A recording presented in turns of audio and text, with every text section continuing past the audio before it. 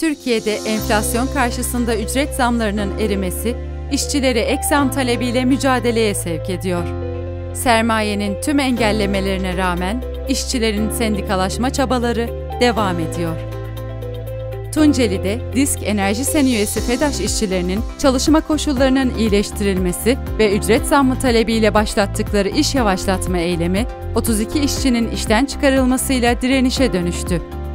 İzmir'de Tarım Sen üye oldukları için tazminatsız işten atılan agrobay işçilerinin direnişi devam ediyor. 2 Ekim'de İstanbul'a giderek Almanya ve Rusya başkonsoloslukları önünde basın açıklamaları yapan işçiler, kolluk güçlerinin baskılarına boyun eğmiyor, hakları için mücadele ediyor. Trendyol'un İstanbul Esenyurt'ta bulunan deposunda, sendikalı oldukları için işten atılan işçilerin DGD Sen ve PTT Sen öncülüğünde 28 Ağustos'ta başlattıkları direniş sürüyor. Sağlık İş Üyesi Ege Üniversitesi Tıp Fakültesi Hastanesi işçilerinin toplu iş sözleşmesinden doğan alacakları, 4 aydır ödenmediği için başlattıkları iş bırakma ve protesto eylemleri sonuç verdi. İşçilerin alacaklarının tamamı ödendi. Sağlık Emekçileri Sendikası SES Bakırköy Şube'ye bağlı Bakırköy Ruh ve Sinir Hastalıkları Hastanesi İş Yeri Temsilciliği, hastanede artan idareci baskılarına ve mobbinge karşı 13 Eylül'de eylem yaptı. Petrol İş Sendikası'nın örgütlü olduğu Mutlu Akü, Tekno Kauçuk ve Trelleborg işçileri ek zam talebiyle eylemler gerçekleştirdi. Trelleborg'da işçilerin eylemleri sonuç verdi. Tıkanan sözleşme süreci işçilerin taleplerinin kabul edilmesiyle sonuçlandı.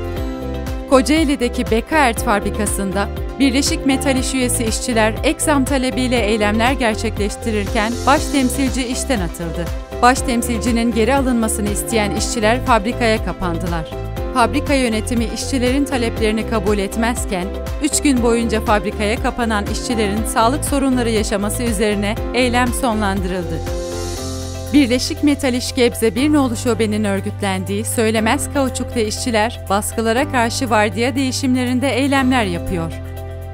Binlerce emekli 24 Eylül'de DİSK'in çağrısıyla Kartal Meydanı'nda düzenlenen emekli buluşmasında bir araya geldi. UİT der mitinge, mezarda emekliliğe, düşük emekli aylığına, sendika hakkının engellenmesine birlikte karşı duralım pankartıyla katıldı. İş Sağlığı ve Güvenliği Çalışanları Sendikası İSG Sen üyesi iş güvenliği uzmanları 24 Eylül'de Ankara Ulus Meydanı'nda iş kazalarında iş güvenliği uzmanlarının değil, işverenlerin yargılanması talebiyle bir basın açıklaması gerçekleştirdi. TESKOP İş Sendikası'nda örgütlenen Alman Kültür Merkezi Göte Enstitüsü Ankara çalışanları, işverenin toplu iş sözleşmesi teklifini yanıtsız bırakması üzerine 27 Eylül'de enstitü önünde uyarı eylemi gerçekleştirdi, sendika düşmanlığını protesto etti.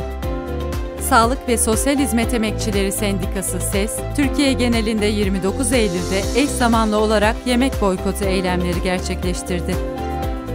Taşeron Belediye İşçileri Birliği TABİP, ücretlerin iyileştirilmesi, iş güvencesi ve norm kadro talebiyle 30 Eylül'de Kartal Meydanı'nda bir eylem gerçekleştirdi. Gebzeli emekliler, düşük emekli maaşlarına karşı 72 gün sürdürdükleri imza kampanyasını 1 Ekim'de Gebze Kent Meydanı'nda basın açıklaması yaparak sonlandırdı. Topladıkları imzaları meclise teslim edeceklerini duyurdular. Özel Sektör Öğretmenleri Sendikası'na üye öğretmenler, TBMM'nin açıldığı 1 Ekim günü Tümbelsen Genel Merkezi'nde taban maaş taleplerini dillendirmek için basın açıklaması yaptı. Oyuncular Sendikası çatısı altında bir araya gelen seslendirme sanatçıları, Türkçe seslendirme mesleğinin yok olma tehlikesine karşı 2 Ekim'de bir gün iş bıraktı. İstanbul Ataşehir Belediyesi'nin Ataper şirketinde çalışan ve EYT kapsamında bulunan işçiler, onayları alınmadan emeklilik gerekçesiyle işten çıkarıldı. Emekli olmak istemediklerini ve çıkan yasaya göre zorla emekli edilemeyeceklerini söyleyen işçiler, işe iade talebiyle belediye önünde direnişe başladı. Gebze'de faaliyet gösteren, DİSK'e bağlı lastik iş üyesi Corning Optik işçilerinin grevi devam ediyor. Türk İş'e bağlı TGS'nin örgütlü olduğu Sputnik Türkiye'nin Ankara ve İstanbul ofislerinde basın işçilerinin grevi sürüyor. Gebze Sendikalar Birliği 4 Ekim'de Gebze Kent Meydanı'nda düzenlediği eylemle kıdem tazminatının gaspı başta olmak üzere iktidarın ve sermayenin seçimden sonra artan saldırılarına karşı birlikte mücadele çağrısı yaptı.